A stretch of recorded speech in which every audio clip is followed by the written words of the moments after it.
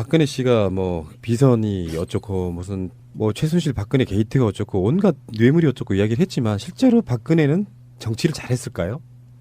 그 이야기를 한번 해보려고 해요. 제가 질문을 계속 던지잖아요. 네. 한 가지라도 잘한 게 있으면 한번 얘기해 봐달라. 이렇게 완벽하게 모든 분야에서 못하기도 쉽지 않은데. 바로 그겁니다. 제가 바로. 이렇게 일단 봐야 돼요. 박근혜가 대선 공약으로 걸어서 자기 트레이드 마크가 돼버린 게 바로 경제 민주화였습니다. 그러면 진짜로 경제 민주화가 됐느냐? 또는 그런 이야기 하잖아요. 우리가 제일 정말 국민들이 가장 잘못 알고 있는 거. 경제는 보수가 잘하고 국방도 보수가 잘한다. 개뿔. 전혀 아니라는 게 노무현 정권과 이명박근혜 정권을 비교해서 다 나오고 있는 건데. 개사기였죠. 실제로 실업자가 135만 명이고요.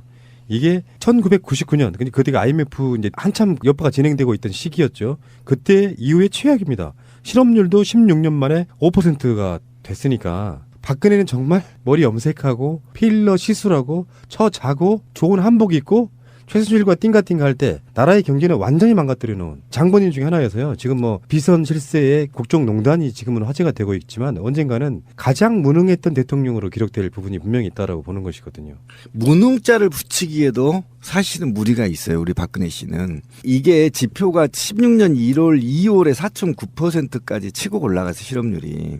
그래서 지금 2017년 2월에 5.6%까지 치고 올라갔다면 1%가 넘게 올라가 버려서 총 135만 명인데 이거는 이제 국가가 만드는 통계 수치의 장난이 있는 거거든요. 그러니까 실업률이라 하면 굉장히 통계적으로 사실 이게 한 3배 정도 봐야 돼요.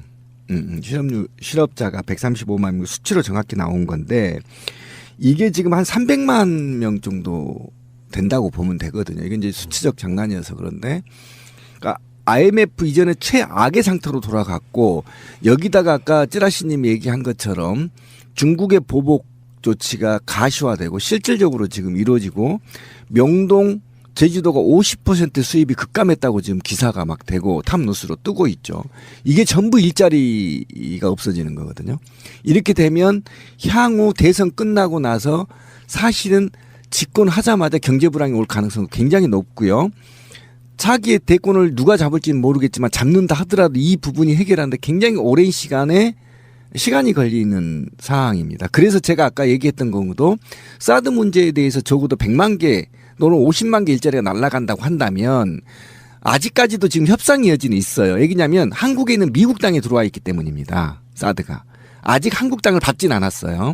받기 전에 또는 대선 이전에 이 사드가 미국 땅에서 한국 땅으로 나오지 못하게라도 해놓으면 적어도 차기 대통령이 이거를 협상할 수 있는 여지를 보이고 중국과도 협상할 수 있는 거고 미국과도 협상할 수 있는 거거든요. 이런 전반적인 측면을 봤을 때 굉장히 지금 미래가 더 암울해서 오히려 지금 통계청이 발표하는 자료 135만에서 적어도 대선이 끝나면 올해 하반기 또는 3, 4분기 정도에서는 150만을 넘어갈 가능성이 굉장히 높습니다. 그러면 수치별로 추이가 약 6% 정도 도달해버리면요. 사실상 경제는 붕괴됐다. 뭐 다 아시겠지만 실업률은 취업할 의지가 없는 사람들을 빼요. 그렇죠. 통계청은 그렇게 쉴드를 쳤어요. 학교 졸업 시즌이라서 지금 직장 구하는 사람들이 많아서라고 얘기를 했는데 누가 졸업하고 구하나?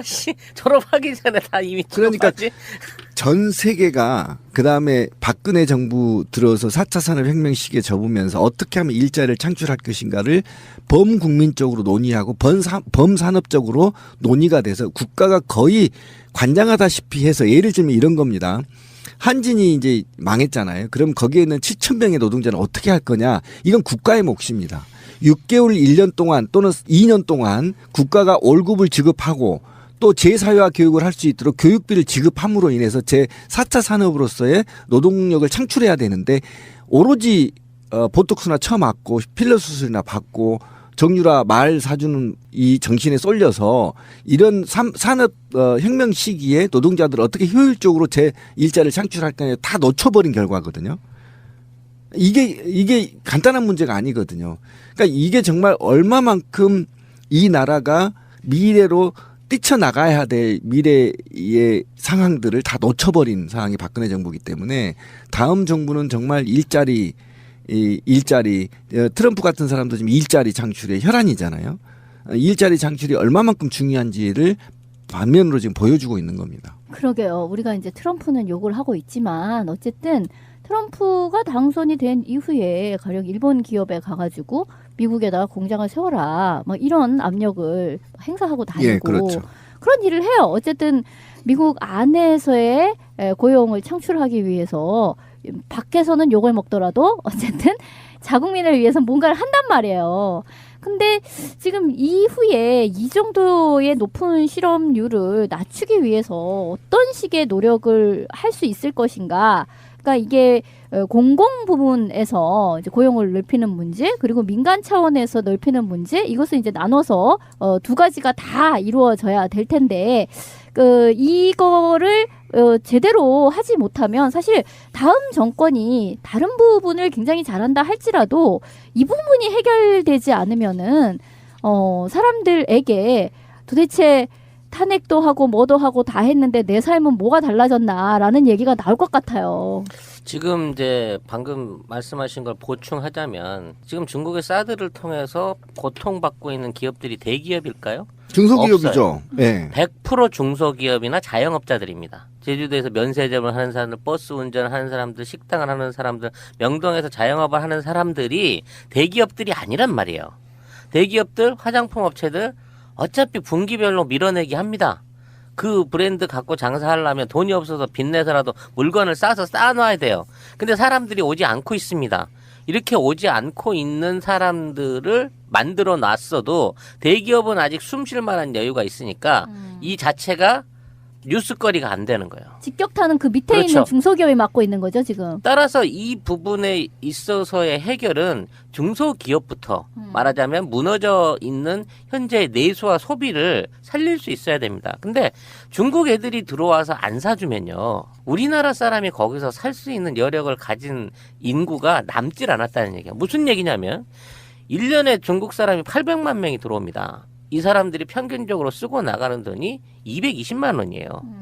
그러면 대한민국에서 무슨 산업이나 무슨 사업을 일으켜가지고 생활비 빼고 순수한 소비로 여행 경비나 식당에서 쓰거나 쇼핑을 하거나 이런 류의 소비로 220만 원이라는 소비를 일으켜줄 수 있는 세대를 800만 명을 만든다는 게 가능할 것 같으세요? 절대 불가능해요. 돈을 220만 원을 쓰라고 줘도 거기다 소비에다 쓸 틈이 없어요. 우리나라 사람들은 지금. 그렇기 때문에 이 관광 수지 안에서 지금 중국 관광객들이 차지하는 경제적인 여파는요. 중소기업한테는 어마어마한 거예요. 지금 이 장사하는 사람한테는. 자, 역대 정권의 경제 성적표를 한번 단순하게 간단하게만 비교를 해드릴게요. 역대 정권 1인당 GDP 증가액 김영삼 정부 때가 마이너스 107달러예요. 김대중 정부 때가 플러스 4,493달러입니다. 노무현 정부 때 플러스 9,532달러예요. 이명박 정부 때 3,981달러예요. 박근혜 정부 때 1,486달러입니다. IMF인 김영삼 정부를 제외하고는 꼴찌입니다. 박근혜가 그 실력이 그렇다고요. 두 번째, 역대 정권 4년차 코스피 상승률 한번 보겠습니다. 김영삼 정부 마이너스 32.8, 김대중 정부 플러스 19.28, 노무현 정부 130.69%, 이명박 정부 5.33%, 박근혜 정부 심지어 마이너스 2.2%입니다. 역대 정권 취임 100일 증시 성적표를 한번 볼까요? 김대중 대통령은 그 당시에 IMF 때였잖아요. 마이너스 38.5. 노무현 대통령 플러스 3.9. 이명박 플러스 7.9. 박근혜 마이너스 0.9예요. 최악이죠. 네. 다음에 역대 정권 가계대출액 증가액. 이거 굉장히 심각합니다. 김대중 정부 232조. 노무현 정부 213조. 이명박 정부 276조. 박근혜 정부 458조. 어머나 세상에. 계속 증가했죠. 이명박 갑자기 막 더 왕창 많아졌네 진짜. 그리고요. 경제 성장률은 어떤 의미가 좀 달라요. 그러니까 저는 이게 박근혜만의 잘못은 아니라고 생각해요. 성장률은 떨어질 수밖에 없는데 역대 정권 성장률 한번 볼게요. 김영삼 7.4, 김대중 5.3, 노무현 4.5, 이명박 3.2, 박근혜 2.9. 어찌됐든 간에 박근혜도 여기서 꼴찌입니다. 역대 정권 국가부채 한번 볼까요? 이건 제일 심각해졌어요. 김영삼 23조, 김대중 134, 노무현 299조, 이명박 443조, 박근혜 921조. 아, 그런데 박근혜 정부만 비교를 딱 해보면 배로 늘려버리네. 2013년 1월이 수출액이 456억 달러예요. 근데 그 다음에 14년도에 1월에는 367억 달러로 5분의 1로 밖에 안 됩니다. 그러니까 그 자체 성적표만 보더라도 그다음에 2010 주가 시가총액을 보더라도요. 2013년 1월 말 기준에 삼성전자가 시가총액에 딱 46조가 감소했어요. 그러니까 대기업들도 이익이 아니라는 거예요. 그다음에 이 현대차가 3위 포스코가 각각 15조씩 감소해 버렸단 말이에요. 이걸 뭘 의미하냐면 박근혜 정부에서 매년 비교해도 계속 추락하고 있었고 그것이 추이적으로 나타났고 이것은 뭐냐면 박근혜 정부 경제정책은 하지 않았다. 아예 정책이 없었다. 이렇게 보시면 되는 거예요. 그러니까 삼성한테 특혜 주고 말 사주고 할 때 그렇죠. 경제가 완전 망가진 건데요. 이게 역대 정권 누적 재정 적자가 박근혜 3년 차까지만 이렇게 나온 데이터가 있는데요. 누적 재정 적자입니다. 김영삼 정부는 23조 원 적자가 났고요. 김대중 정부는 당연해요. IMF 뒤끝인가 54조 원이었고요. 노무현 정부가 정말 정치익은 잘했습니다. 10조 적자가 10조밖에 안 났어요. 5년 동안. 이명박은 98조인데요. 박근혜 정부는 재정 적자가 167조예요. 이거를 전반적으로 묶어서 분석을 하면 어떻게 이해를 하면 되냐면요. 국가가 더 이상 내수나 수출로 성장할 수 있는 힘을 잃었어요. 그래서 계속 수출은 20%, 내수는 지속적으로 떨어지고 있는 상태에서 쓸 돈이 없잖아요. 돈이 안 도니까 주택담보대출 비율을 늘려가지고 사람들한테 생활비가 없으면 빚내서 쓰세요라고 대출을 해서 확 늘린 거죠.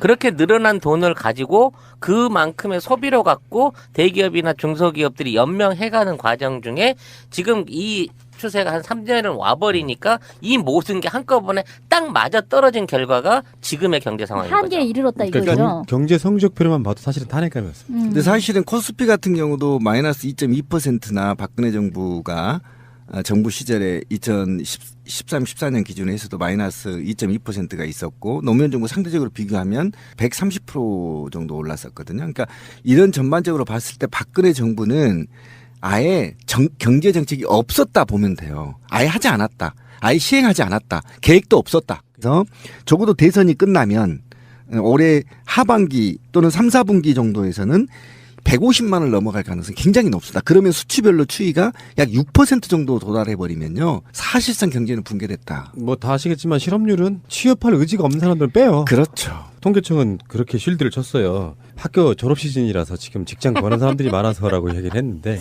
누가 졸업하고 구하나? 졸업하기 전에 다 이미 그러니까 취업하지? 전 세계가 그다음에 박근혜 정부 들어서 4차 산업혁명 시기에 접으면서 어떻게 하면 일자리를 창출할 것인가를 범국민적으로 논의하고 범산업적으로 논의가 돼서 국가가 거의 관장하다시피 해서 예를 들면 이런 겁니다. 한진이 이제 망했잖아요. 그럼 거기에 있는 7,000명의 노동자는 어떻게 할 거냐. 이건 국가의 몫입니다. 6개월 1년 동안 또는 2년 동안 국가가 월급을 지급하고 또 재사회화 교육을 할 수 있도록 교육비를 지급함으로 인해서 제4차 산업으로서의 노동력을 창출해야 되는데 오로지 보톡스나 쳐맞고 박근혜 씨가 뭐 비선이 어쩌고 무슨 뭐 최순실 박근혜 게이트가 어쩌고 온갖 뇌물이 어쩌고 이야기를 했지만 실제로 박근혜는 정치를 잘했을까요? 그 이야기를 한번 해보려고 해요. 제가 질문을 계속 던지잖아요. 네. 한 가지라도 잘한 게 있으면 한번 얘기해 봐달라. 이렇게 완벽하게 모든 분야에서 못하기도 쉽지 않은데. 바로 그겁니다. 제가 바로. 이렇게 일단 봐야 돼요. 박근혜가 대선 공약으로 걸어서 자기의 트레이드 마크가 돼버린 게 바로 경제 민주화였습니다. 그러면 진짜로 경제 민주화가 됐느냐? 또는 그런 이야기 하잖아요. 우리가 제일 정말 국민들이 가장 잘못 알고 있는 거. 경제는 보수가 잘하고 국방도 보수가 잘한다. 개뿔 전혀 아니라는 게 노무현 정권과 이명박근혜 정권을 비교해서 다 나오고 있는 건데. 개사기였죠. 실제로 실업자가 135만 명이고요. 이게 1999년, 그때가 IMF 이제 한참 여파가 진행되고 있던 시기였죠. 그때 이후에 최악입니다. 실업률도 16년 만에 5%가 됐으니까 박근혜는 정말 머리 염색하고 필러 시술하고 처자고 좋은 한복 입고 최순실과 띵가띵가 할 때 나라의 경제는 완전히 제주도가 50% 수입이 급감했다고 지금 기사가 막 되고 탑뉴스로 뜨고 있죠. 이게 전부 일자리가 없어지는 거거든요. 이렇게 되면 향후 대선 끝나고 나서 사실은 집권하자마자 경제 불황이 올 가능성이 굉장히 높고요.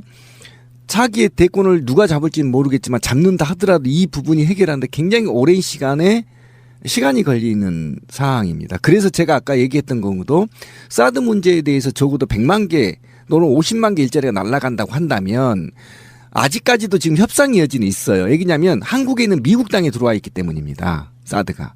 아직 한국 땅을 밟진 않았어요.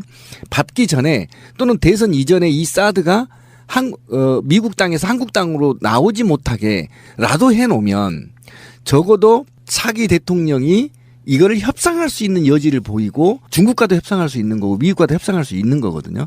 이런 전반적인 측면을 봤을 때 굉장히 지금 미래가 더 암울해서 오히려 지금 통계청이 발표하는 자료 135만에서 필러 수술이나 받고 정유라 말 사주는 이 정신에 쏠려서 이런 산업 혁명 시기에 노동자들 어떻게 효율적으로 제 일자리를 창출할 거냐 다 놓쳐버린 결과거든요. 이게 간단한 문제가 아니거든요.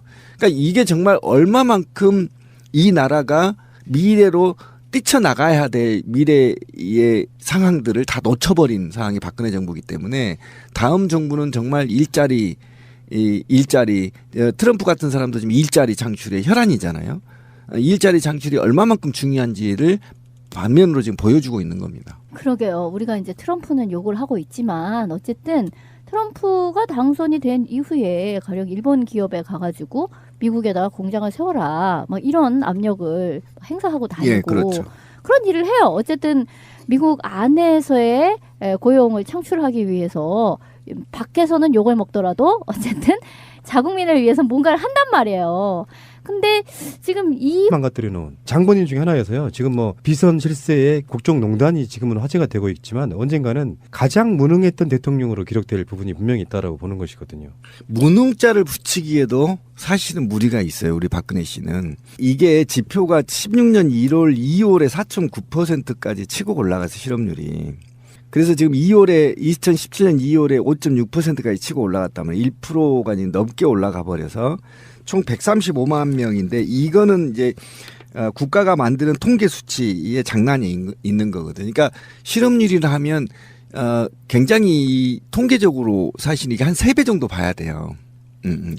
실업자가 135만 명 수치로 정확히 나온 건데 이게 지금 한 300만 명 정도 된다고 보면 되거든요. 이게 이제 수치적 장난이어서 그런데 그러니까 IMF 이전에 최악의 상태로 돌아갔고 여기다가 아까 찌라시님이 얘기한 것처럼 중국의 보복 조치가 가시화되고 실질적으로 지금 이루어지고 명동